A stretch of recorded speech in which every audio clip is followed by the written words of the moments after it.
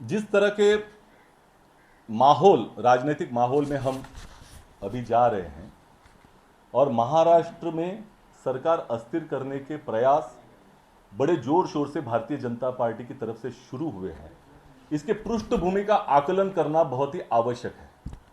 निश्चित तौर पर इस देश में जितनी भी विपक्षों की सरकार हैं, उनको अस्थिर करने के प्रयास पहले भी हो चुके हैं। आपने देखा होगा मध्य प्रदेश में कमलनाथ सरकार गिराने की कोशिश हुई, कोरोना का भी ध्यान नहीं रखा गया। राजस्थान में गहलोत सरकार को गिराने के जिस तरह से प्रयास हुए वो भी हमने देखे हैं। और भारतीय जनता पार्टी किसी भी तरह का षड्यंत्र कर सकती है।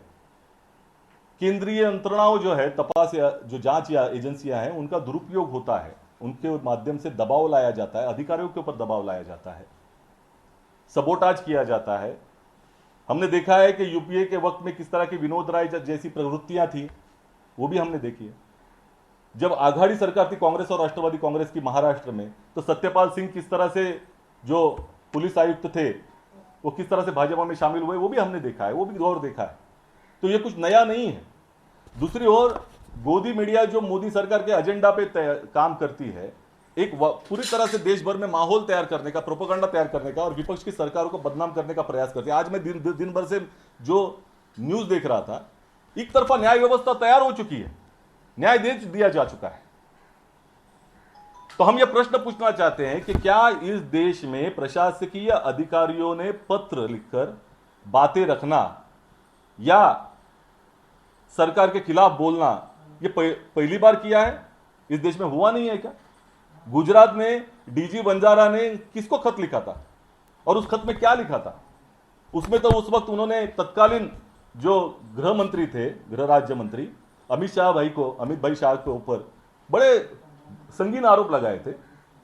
तब अमित भाई शाह ने तो इस्तीफा नहीं दिया था और उसमें तो इतना कहा गया था कि जिस 2002 से वंजारा जी देख रहे हैं कि अमित भाई शाह के माध्यम से पुलिस व्यवस्था के ऊपर पूरी तरह से उसका दुरुपयोग हो रहा है और वो अपना ही जिनके लिए गड्ढा खोदने जा रहे हैं उसमें खुद गिर गए हैं। इस तरह का भाषा का प्रयोग उसमें वक्त में हुआ था। ना अमित शाह ने इस्तीफा दिया और उसके बाद में वंजारा जी को रिटायर होने के बाद भी रीइंस्टेट किया गया। तो अगर जब रीइंस्टेट गुजरात की सरकार करती है तो क्या जो वंजारा ने कहा था वो सत्य था? भारतीय जनता पार्टी के नेता क्यों नहीं बता रहे इसके बारे में, अपना टिप्पणी दे रहे हैं? दूसरी ओर संजीव भट्ट जी ने तो सीधा तत्कालीन मुख्यमंत्री गुजरात के नरेंद्र भाई मोदी जी के ऊपर भी आरोप लगाए थे, तो मोदी जी ने इस्तीफा दिया था। तो इसका भी जवाब देना चाहिए। और दूसरी ओर निश्चित तौर पर ये जो पत्र लिखकर एक भूमिका तैयार करने की कोशिश देश भर में हो रही है, तो इसके दो भाग हैं जिसको हम लोगों को ध्यान देना चाहिए और जनता का ध्यान इसके ऊपर आकर्षित करने के लिए आज ये पत्रकार वार्ता हमने आयोजित की है। ये खत लिखने वाले की मानसिकता क्या है, आप इसको भी समझना होगा। जिनके ऊपर खुद आरोप है, जिनके ऊपर जांच एजेंसियों का जो जिस तरह से वो जांच कर रही है, उनका रुख है, उनके ऊपर भी कार्रवाई होने की आशंका है। दूसरी ओर इनके नजदीकी व्यक्ति के ऊपर एनआईए ने कार्रवाई की है, वो अरेस्ट में है, वो उनके ऊपर संगीन जुर्म डाले गए हैं। तो और तीसरा भाग इसका जो है कि इनकी ट्रांसफर की गई है सरकार ने, और सरकार ने ये पूरी तरह से स्पष्ट किया था कि ये कार्रवाई हो रही है क्योंकि इनके माध्यम से बहुत ही गंभीर ऐसे कुछ प्रकार हुए हैं, ऐसी जानकारी सरकार को है। तो निश्चित तौर पर इनकी मानसिकता को हमको देखना पड़ेगा और फिर उसके बाद में उस पत्र में क्या लिखा है ये तथ्यों के बारे में भी जानना पड़ेगा। निश्चित तौर पर उन्होंने आरोप किया है कि डांस बार से पैसे वसूल करने का एक बड़ा षड्यंत्र था। पहले तो कोविड के वजह से डांस बार गए साल भर में बंद है। दूसरी ओर अगर ये संभाषण किसी ने करने की कोशिश की भी होती तो एक साल पहले करते। 25 तारीख के एंटेलिया की जब घटना हुई फरवरी को, उसके बाद करने के लिए मैं समझता हूं कि बहुत ही सामान्य बुद्धि का आदमी ही ऐसा कर सकता है, यह हो नहीं सकता। दूसरी ओर इनका कहना है कि फरवरी महीने में संजय वाजे आके गृह मंत्री जी से मिले, तो हमको ये भी देखना होगा कि उस फरवरी महीने में मैंने खुद यहां से ही 2 बार गृह मंत्री जी से जूम से वार्ता की थी। एक सेलिब्रिटीज के ट्वीट के बारे में जब हमने कंप्लेंट की थी, और उसके बाद में जो डेलकर जी के प्रकरण में मैंने कंप्लेंट की थी तभी, क्योंकि वो कोरोना से हॉस्पिटल में थे फरवरी महीने में। तो इसको भी देखना पड़ेगा। और तीसरी बात कि अगर फरवरी महीने में इनको मालूम था कि सचिन वाजे ये गृह मंत्री से आके मिला है, तो क्या कमिश्नर के ओहदे के तहत इनकी जिम्मेदारी नहीं थी कि उसी वक्त वो बोलते? वो क्यों नहीं बोले? 1-1.5 महीना चुप क्यों रहे? इसका भी तो जवाब मिलना पड़ेगा, और ये माध्यमों को भी लेना पड़ेगा इनसे, क्योंकि न्याय व्यवस्था चल रही है पूरी तरह से। और जो एसएमएस के प्रूफ दिए जा रहे हैं वो 16 तारीख को दिए जा रहे हैं, 16 तारीख के प्रूफ है। आप तो कमिश्नर हैं, आप तो अधिकारी को कभी बुला सकते थे 17 तारीख से, जो फरवरी महीने से मार्च महीने तक क्यों नहीं बुलाया आपने? क्यों नहीं बयान करवाया? क्यों नहीं कार्रवाई की? 17 तारीख को आपके ऊपर कार्रवाई होने की आशंका आपको थी, इसी वजह से 16 तारीख को ये आपने करने का प्रयास किया। ये भी तो तर्क निकाला जा सकता है। तो क्या ऐसी व्यक्ति की खुद जिम्मेदारी निभा रही है या नहीं निभा रही? वो खुद ऐसे व्यक्ति से मिल रहे हैं जिनके ऊपर आरोप है, इसको भी तो देखना पड़ेगा। दूसरी ओर वो पत्र में बाकायदा एक शब्द आया, अर्जेंट प्लीज, वो एसएमएस की जो प्रूफ में, ये चिल्ला चिल्ला कर ये शब्द कह रहा है। सत्य क्या है? क्यों किया जाए ये शब्द का प्रयोग?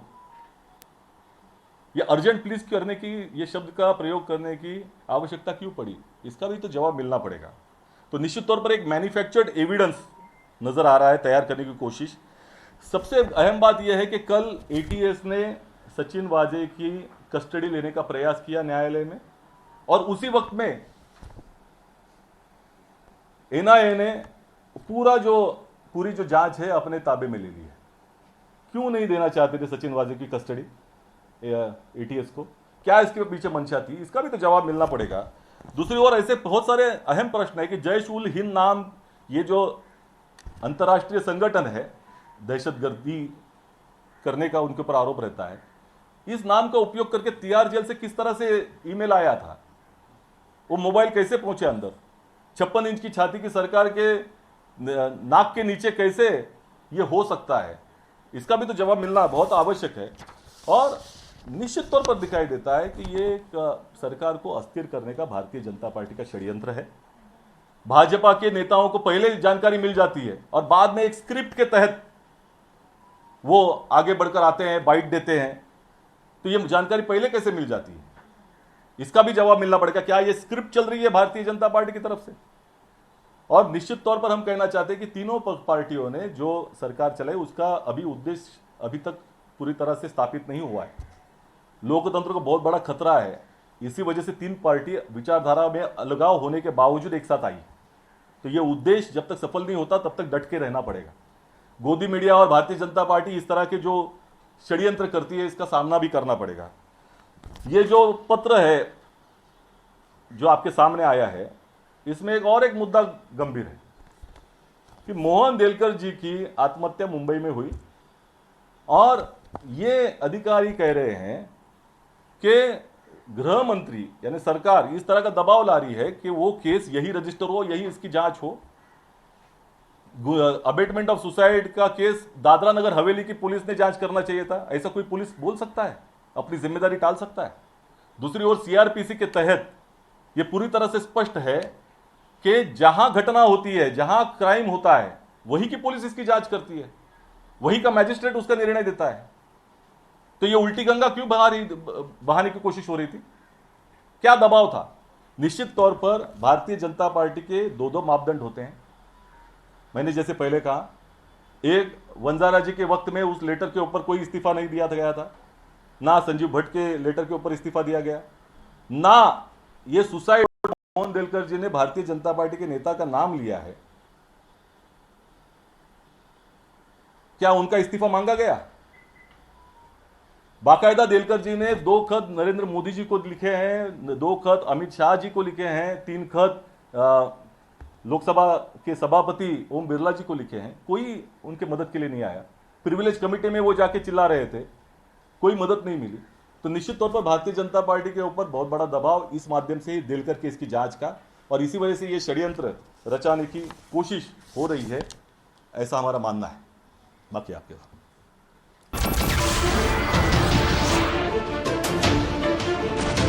नमस्कार, मैं हूं मानक गुप्ता। अगर आपको हमारा ये वीडियो पसंद आया हो तो इसे लाइक और शेयर जरूर करें, और हां, हमें सब्सक्राइब और फॉलो करना ना भूलें ताकि आप देश और दुनिया की कोई खबर मिस ना करें। तो जुड़े रहिए हमारे साथ और देखते रहिए न्यूज़ 24।